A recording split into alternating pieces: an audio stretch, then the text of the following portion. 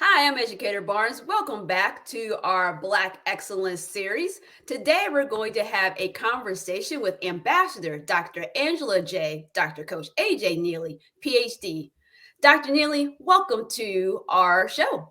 Thank you so much for inviting me. I'm humbled and happy and gracious to connect with you.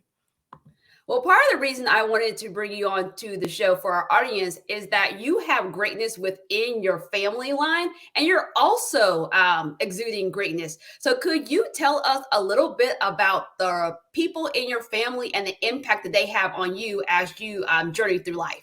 Sure. There's three people I'm going to talk about. The first person I'll talk about is Reverend Hiram Rhodes Revells. Okay.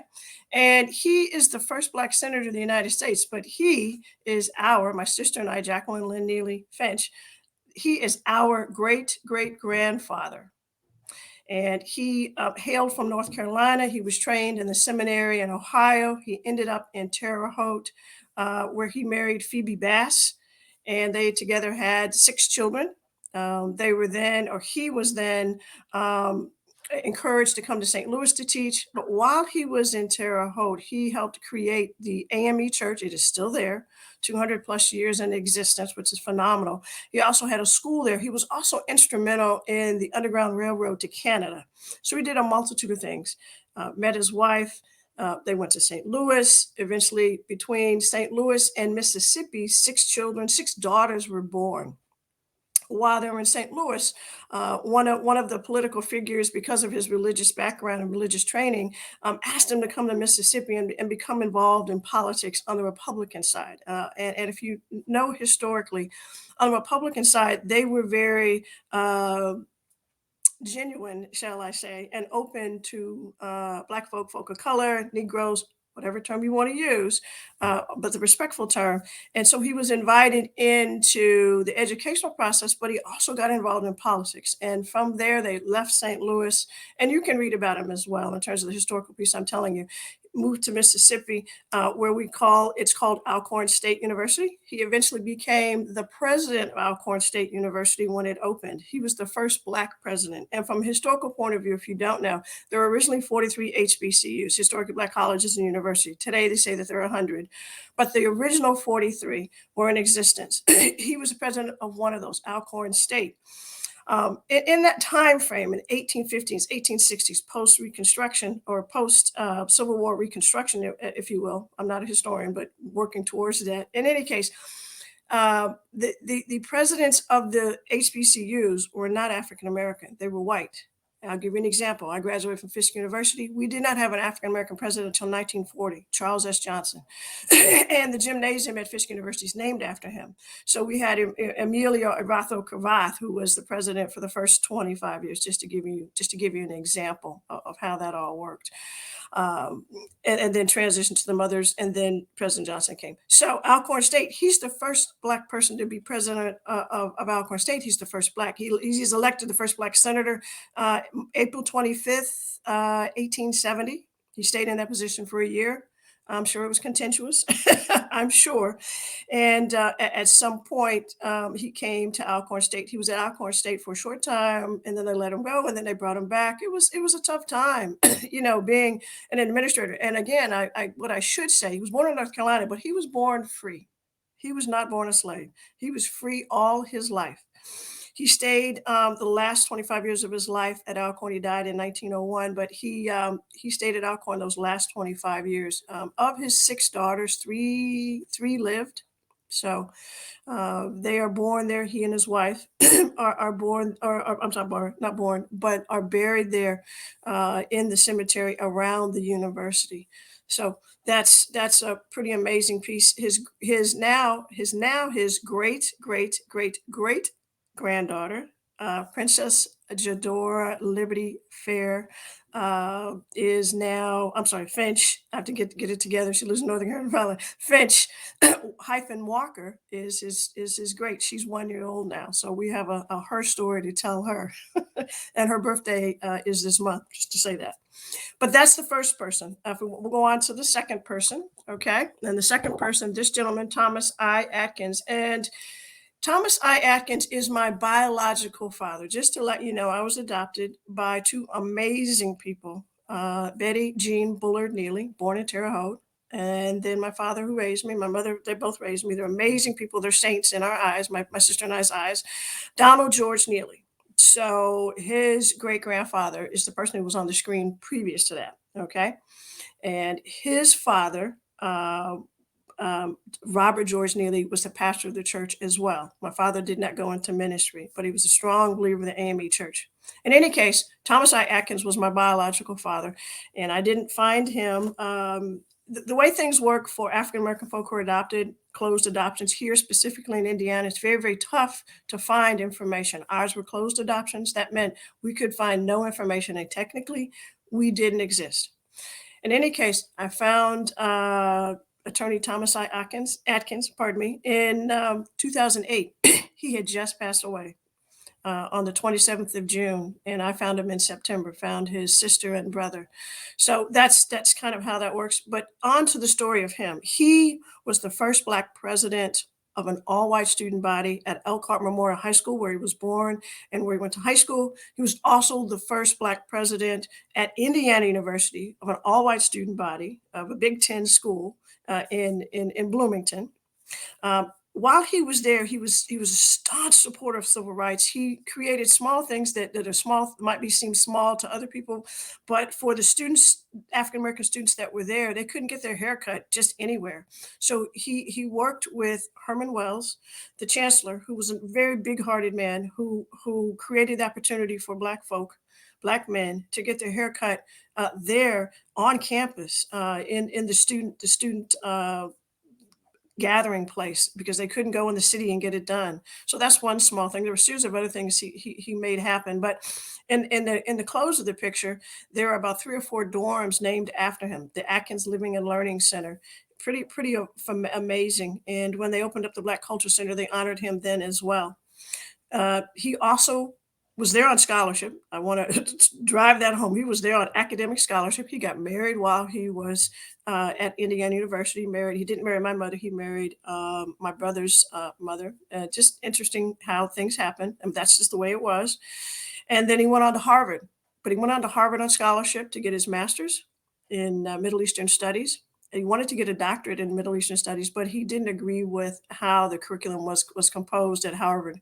So he went on to law school on scholarship. So he finished his law degree, passed the bar, and stayed in Boston. He eventually ran for mayor. He didn't win, but he ran for councilman, I think it was called, how they referred to it then. And he was the first Black person to be elected to that. He also, as time went on, became good friends with a gentleman, a judge, a federal judge, Nathaniel R. Jones, who passed away about 4 years ago, who wrote a book. And I encourage you to read it, encourage you to get it. It explains, it talks about the desegregation of the schools and how all of that came about. But the federal judge, Judge Jones, was good friends with my biological father, Attorney Atkins, and he recommended that he be the lead counsel for the NAACP. So my biological father argued in front of federal judges. Federal Judge Jones was one of them, but many others around the country. He developed a reputation for just having a passion for the law like no others. He could recite law cases in his sleep. He had Lou Gehrig's disease, so he was the longest living person at that point with Lou Gehrig's disease. And as the disease really began to take over, not his mind, but his body, there was one case where he had to argue from his home because he was in such bad shape. And so he petitioned the federal judge to say, can I stay home? I can't get there, and argue the case over the phone while, everyone else is in the courtroom, including the jurors. And the federal judge granted it. So he argued that case over the phone so passionately that he won the case as always. So I will tell you that he created the opportunity for the desegregation of the schools here. He argued in front of SU Dillon.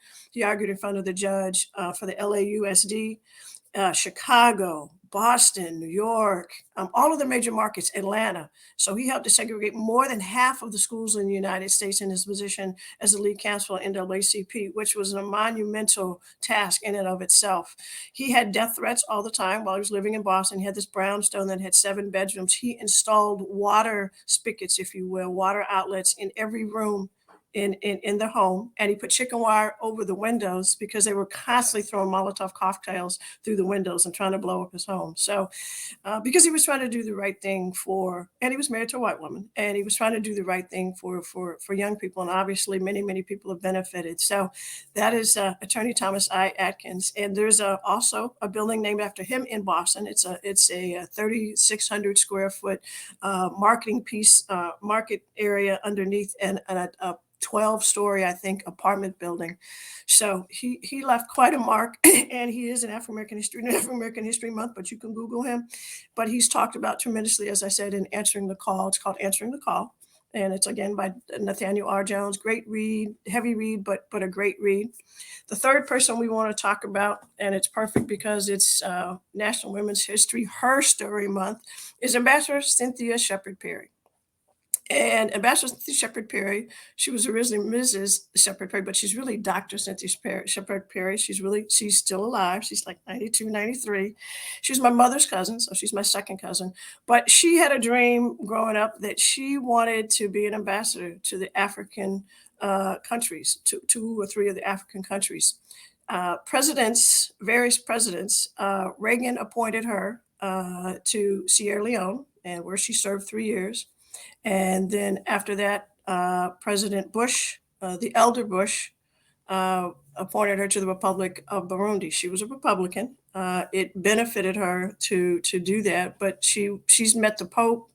She's lived in not just Sierra Leone, not just Burundi, but the Ivory Coast. She was a consulate general, if you will, assigned there, and then she was assigned at the end of her tenure, the last 6 years of her tenure. She retired officially in 2007, but she was the director of the African National Bank, which is a huge honor in Tunis, Tunisia. So she's lived in many of the countries in Africa, and speaks Kru, French, Spanish, obviously English well.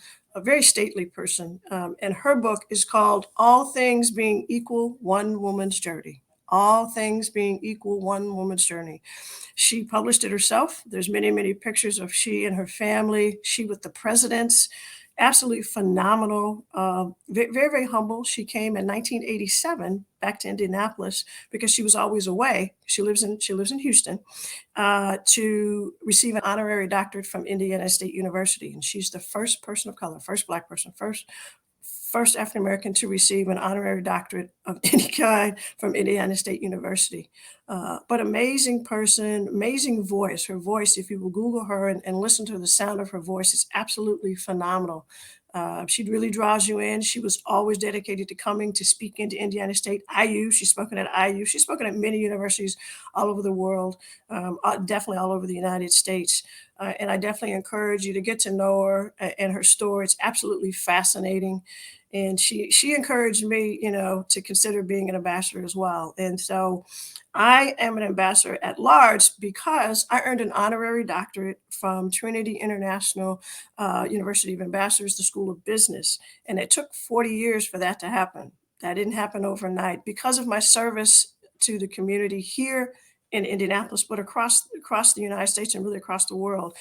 My background, and I guess I should have explained that. My undergraduate degree is chemistry and chemical engineering from Fisk University and Vanderbilt University. So I worked on 2 bachelors at the same time. So what did that look like? In the morning, I was at Fisk in chemistry class. In the afternoon, I was in chemical engineering classes and static dynamic classes at Vanderbilt University. So I had to drive back and forth. In that time frame, from 79 to 83, that was really kind of unusual and unheard of, especially women in chemical engineering and women in engineering, period. One of the internships that I was able to obtain, I called a gentleman who was at what we call PICO now, but Philadelphia Electric, every day collect for 30 days. And so he created a position for me because that was just unheard of. I was a sophomore at the time, and I was a rising junior. So I'll give you that background. Went on to get I was in corporate America after college, and went on to get my master's in education so I could teach science, so I could teach chemistry. That was in my 40-year plan, that I would be a chemical engineer for a period of time, and then I would retire and teach chemistry at Fisk University. I didn't quite teach at Fisk University, but I did have the opportunity to go back and teach chemistry at my high school, Indianapolis North Central High School. And they had never allowed, I hate to say this, but it's true, they never allowed a person of color, Black, African American female, to teach chemistry. You could teach biology at the basic level, but you could never teach chemistry. So in 2007, I was able to do that for a semester. It was highly unusual, and actually it was a part of one of my goals as well in that 40-year plan. So I had an opportunity to teach chemistry at Ben Davis High School. I taught chemistry to nurses at MedTech College, which doesn't exist any longer, but those nurses do.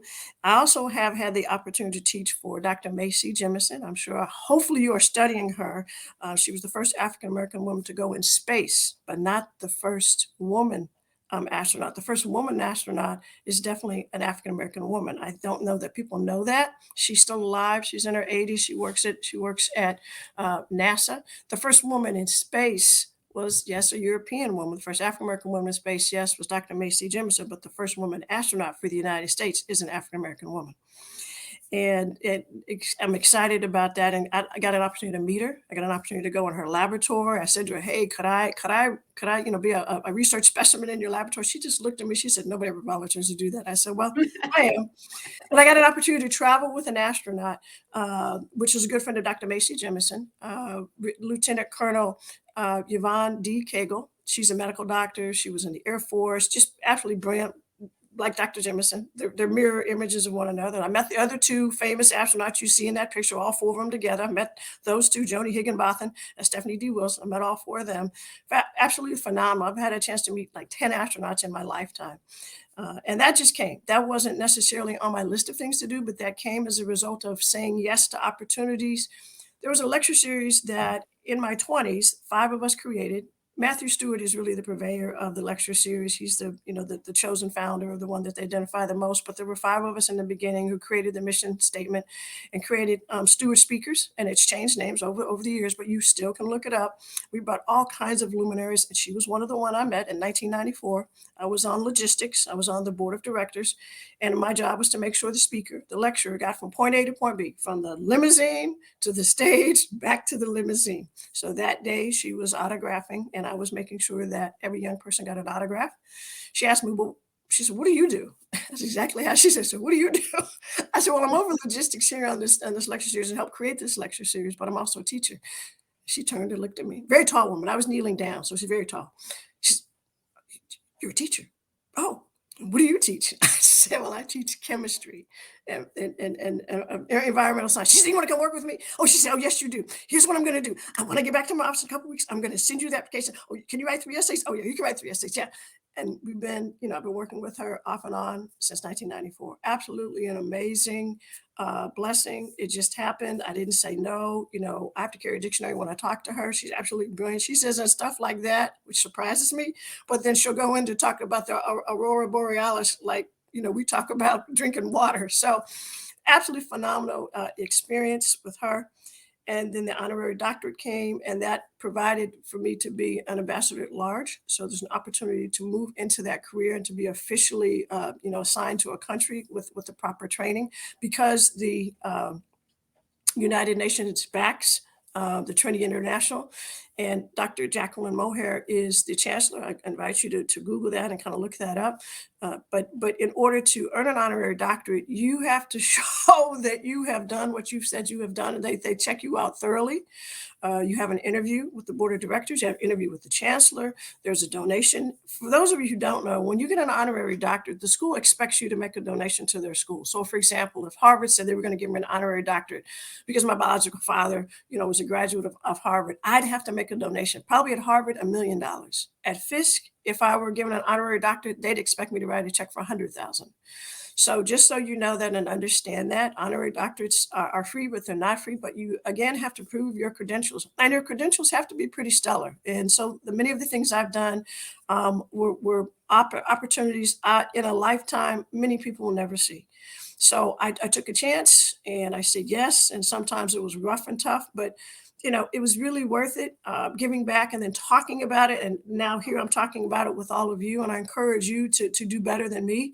I encourage all my students to do better than me. And right now I'm celebrating so many of my students who are in their 40s who have their doctorates. They run schools, they have started schools, they're over a series of schools, they're business owners, they own a series of businesses. So it's been an absolute honor to be an educator. My father, Donald George Nealy, he was an educator. He was the first African American person to be a chair over the sophomore technique lab. That's the second year of dental school. That's where you teach all of those really hands-on pieces. So when you have a crown in your mouth or set of dentures, he's the one who designed, built, and made it happen. And in fact, I have an item in my mouth now that he made for me. Got the color matched perfectly by eyesight, and now they do it with computers. So he was absolutely brilliant in his time, but just a real humble guy.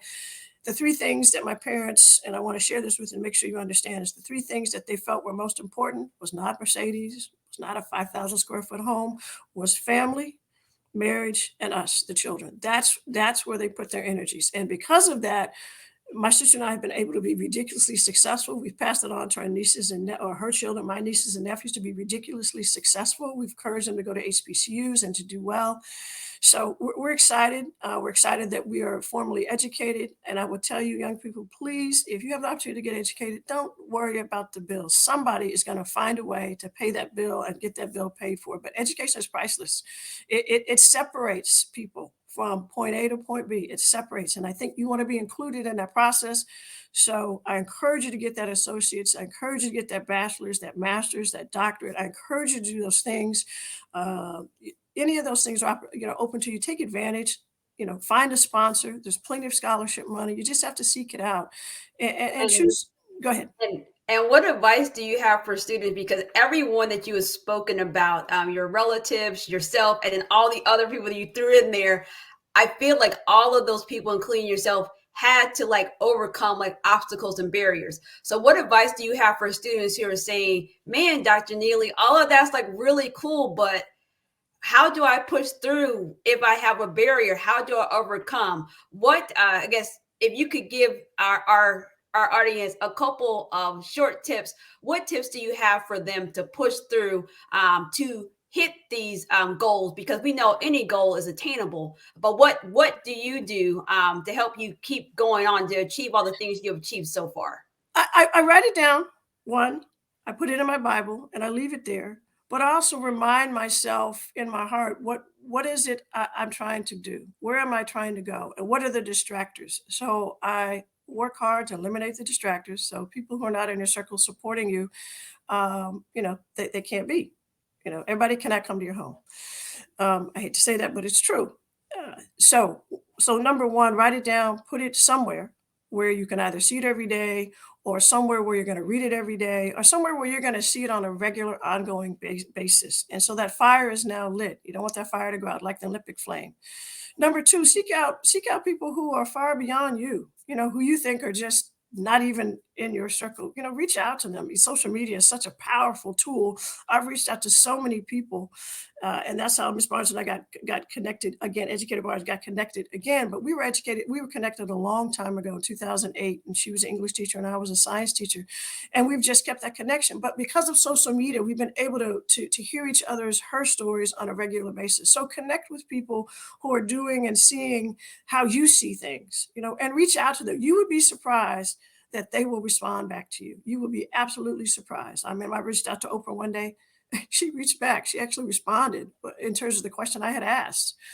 And then number three, as you find resources and financial resources, establish a relationship with those people. Not just virtually like what we're doing now, but find a way to meet them in person and to connect with them and share your goals that you wrote down with them to say, here's what I'm trying to do, here's where I'm trying to go. And then ask them what they did. Make that connection. It's all about connections and making those connections. And while wealthy people do it all the time, that's what they do all day long. Those who are not wealthy, we can learn how to do that and do that really, really well. And starting with your teachers and and their colleagues, work with those individuals because they're very well connected as well, and they had to find their way, but they will help you. So those are my three. Well, thank you so much, Dr. Nealy. It's been so great to hear about your various relatives, about the accomplishments that you are making and will continue to make. And students, teachers, I hope you have found this educational. I want to remind you that this is brought to you by Keep Indiana Learning. And stay tuned for our next episode. And thank you again, Dr. Nealy. Thank you, Educator Barnes.